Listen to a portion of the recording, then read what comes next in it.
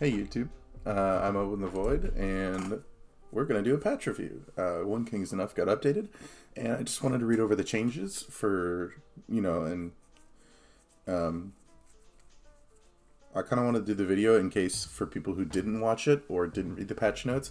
This happened on yesterday, on October 3rd.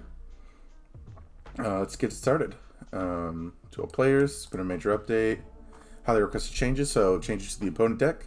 Previously, the deck was selected based on the number of stars, 2-star round. To rectify these issues, we have changed the opponent's deck selection criteria from number of stars to the number of rounds played.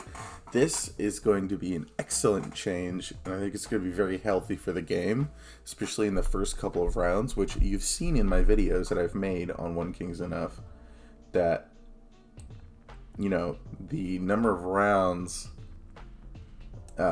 affecting players' decks, especially in the first round, have been just ginormous, and it can cause you to take some serious L's, which is actually what's been happening to me very recently while I'm trying to get some footage for the game. So this is an excellent change. Although what is interesting here is for matches where a difference of number of rounds exists, the player with the fewer rounds played will now receive a bonus chest. So this could be a big balancing help. Especially if you might be the player with the lowest overall stuff. But you could also never see a bonus treasure chest. It could change. Yeah, early game rushes, could be interesting. I have tried an early game rush build, but usually you get outscaled due to somebody else with just, like I said, a better deck at the time. Anyway, ranch changes. Ranch's ability to capture farmland, it can now be instructed by buildings and terrain. Movement builds that rely on the ranch are very popular, but we want all walls to be a viable countermeasure. Interesting. Even against ranch is heavily affected by maps. Okay, so this makes walls like higher on my list. I mean, I think walls were already good in general because they block things, but if they physically prevent the territory capture, even if they don't cross the wall, which I don't believe they can anyway. They also got a big nerf by an extra 5 seconds. This is actually a huge change. So cow build is definitely off the menu, at least for now. Or it's easily counterable. It still might be good, but you could counter it pretty easily. Magic changes. This is something that I actually am very excited to read about. Magic's powerful build, a few weaknesses, which is true. Magic effect itself has been changed. Will only attack in 8 straight lines instead of affecting a square area around the target. That change is huge. Although it's gonna make some of the really snowbally, triple downfall TKO magic builds are probably gonna be very hard to do, but I'm sure it's still very effective. Especially if you manage to get them all attacking each 1 second. Standard the effects of magic towers. Now, magic tower, this now generates a magical explosion centered on itself, which is not a projectile. So this scales with maps. Assuming you could use magic towers with maps for like maybe a windmill build. You could use slot in magic towers on cow builds. Since this is scale with armory, like anything that's not a projectile build that is auto, you could probably scale in a couple magic towers. Now, I haven't seen what the cards actually look like in game, and the next video I probably do we'll see what's going on. Which has 2 cards that have effectively adjusted to the Alchemist Workshop. Yeah, this I never understood why the Alchemist Workshop and the Witch House. The Alchemist Workshop should have had 6 range, and the Witch House should have had 3. Which probably is the case now. I'm not entirely sure, but we'll see. Magic Circle, Forbidden Magic Circle, increased magic range, no longer powerful. That's because of the magic changes. Okay, auto effect adjustments. Clock Tower got a 1 second nerf, which certainly does take it out of S tier, in my humble opinion. Income multiplier as well from Crystal Mine.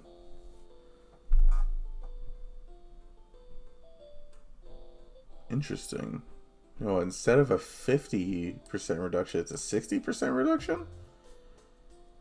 I mean, that makes 2 crystal mines is pretty good.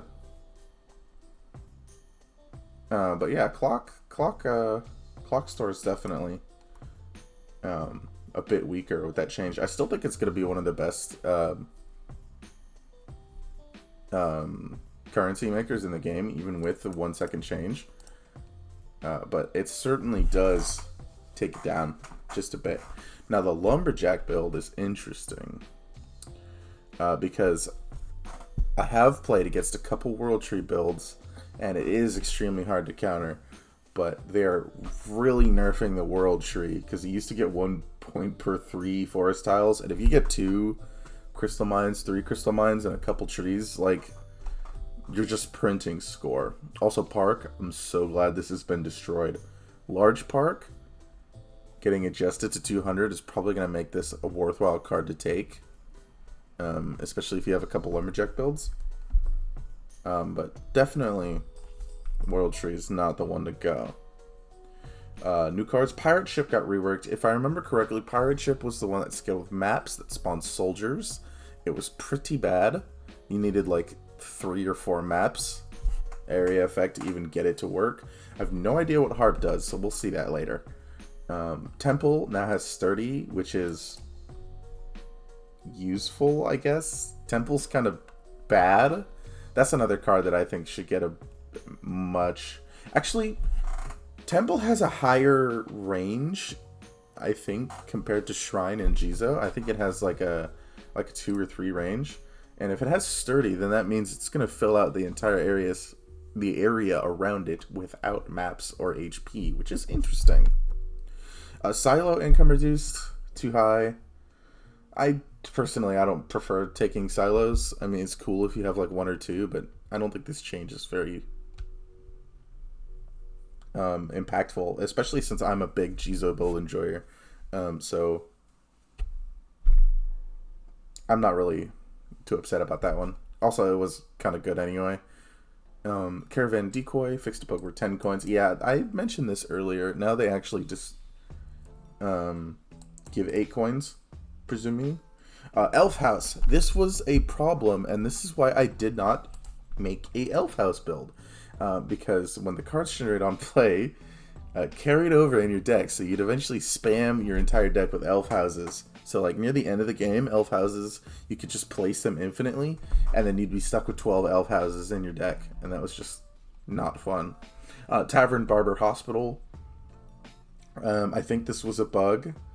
Speed acceleration has now been capped, because if your villagers were moving too fast, they would basically die and then respawn at your castle infinitely.